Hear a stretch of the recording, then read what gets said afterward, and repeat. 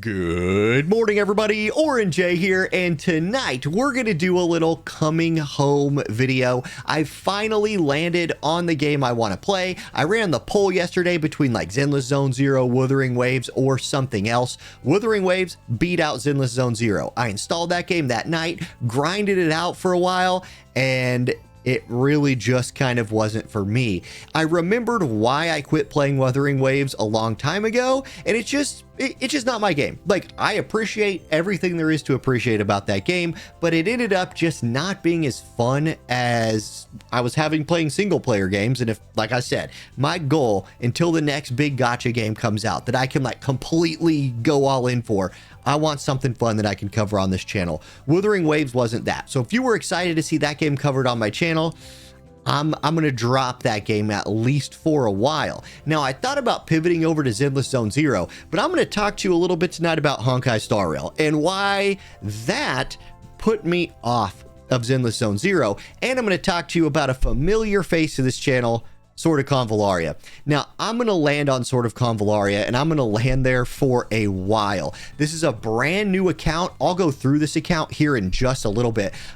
Show you my reroll success that I had. We're going to dive into all of that, but I want to start this video by talking about kind of my thought process here. I'm going to talk about Hoyo games a little bit, specifically my experience with Honkai Star Rail. I have spent about the last, let's call it a month, playing Honkai Star Rail, trying to do a 4-star only challenge. I was using the main character and only 4-star other characters. I was about halfway through Pinaconi, and I was clearing all of the content, like all of the side content, all of the side quests. As soon as an old event became doable, I did it, because doing a free-to-play 4-star only challenge, you just needed so many materials in that game to keep up. Like, you have to pull a lot. You have to build out your 4-star roster. You need all those 4-star light cones.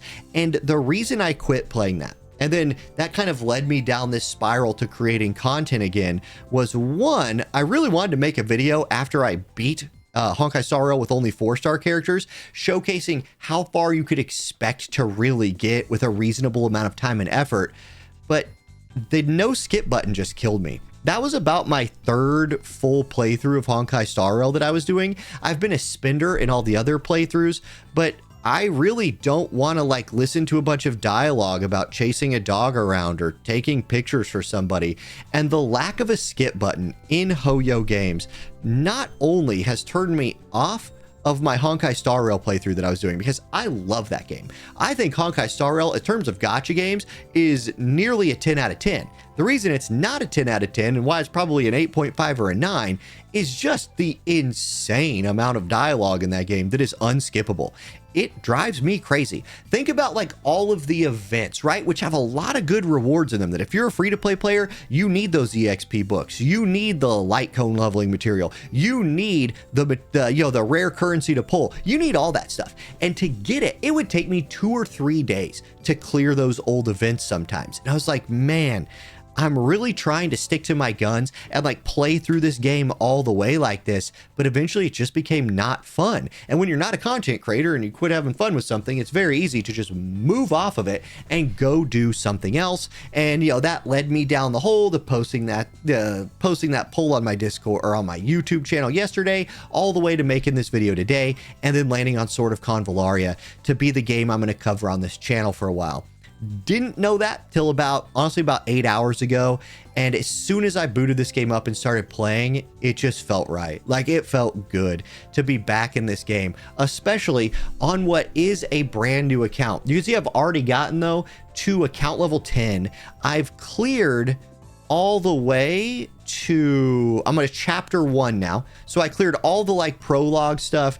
I've grinded out enough currency to do all of my newbie pulls, which is going to be awesome. I re-rolled it. I'll run some B-roll right here of re-rolling in this game. I re-rolled. It only took me 3 tries, but I ended up on this character right here, Pamina. Now, what I actually rolled on, I didn't roll on Pamina's banner because she doesn't have a banner right now. I rolled on the new Sophia banner because she looked really good. Like, I was looking at her kit. She's the newest character in the game. This might be, and look, I know it's been a minute since I've touched this game. This could be the best character in the game. I could see this new Sophia being absolutely like top of tier list. I haven't looked at tier list yet. I will probably do that later, but I've just been busy playing the game. She looks nuts. So I re-rolled on her banner. On the third re-roll, I got a rainbow on my first roll, and I was like, boom, there we go. Lost the 50-50. Now, I understand the pain of losing 50-50s on a free-to-play account, but Pamina looked really good. Again, I don't think she looked as powerful as new Sophia, but it's a character I haven't played before, which was really important to me with starting this new account. I wanted to play, you know, I don't want Gloria. If I get Gloria as my like new player polls, I'll take it. She's a really good character, but I didn't want her or like Inanna or these other characters that I played with so much in the past. I wanted new stuff. And so Pamina being that new stuff really excited me. I'm all in on her. And then I'm going to lean in to whatever I get on my new player polls. I have the currency to do that now, I believe. So I think I even have, yeah, I got like 12 of the secret fates and 3,000 Luxite. So I'm solid there. I can get all the way through this first summon banner. And this banner has like new Sophia in it, new route. Like this thing goes to right now. I am really happy with the fact that they are updating this banner as the game goes. Hoyo could never. Oh my God. And so anyway, that's where I am. The very next video I do tonight is going to be a poll video on that banner. I'm just going to do that separately. I want to keep this video to, you know, being more of me, not ranting, but just explaining something about Hoyo games. And Zinless Zone Zero, I do believe you can skip a little bit of the dialogue in that game. I played it more recently than I played Wuthering Waves, but as a free-to-play player, the idea of going through all of this side content, even all of the story content that I've already seen before, and not being able to skip any of it, having to sit through all that dialogue, which sometimes is really good and impactful. Like when you're playing through Honkai Star Rail and you get to the end of Bellabog, you're not skipping any of that. That is like peak storytelling. It's awesome. You just want to live that up.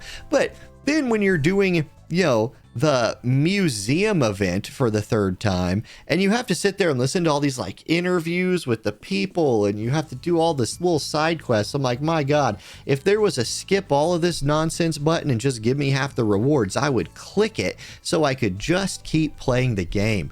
And that is just the thing with Hoyo games. And it's one of the reasons I'm going to take a drink. I'm going to take a drink out of my University of Kansas cup, who took a quick first round L in the NCAA tournament this year. Cheers to you, Kansas. Anyway, you know, when you're playing through the game, Hoyo makes these incredible games. Obviously, Genshin Impact benefited from being released during COVID, the ultimate time. I mean, like what a random W to get for them, but the game is obviously good. I can't play it because the dialogue annoys me and you can't skip it. Honkai Star Rail is such a good game. I've always overcome that annoyance with it until now. And then Zenless Zone Zero, I really wanted to pivot to that first. Couldn't do it because of just that reason.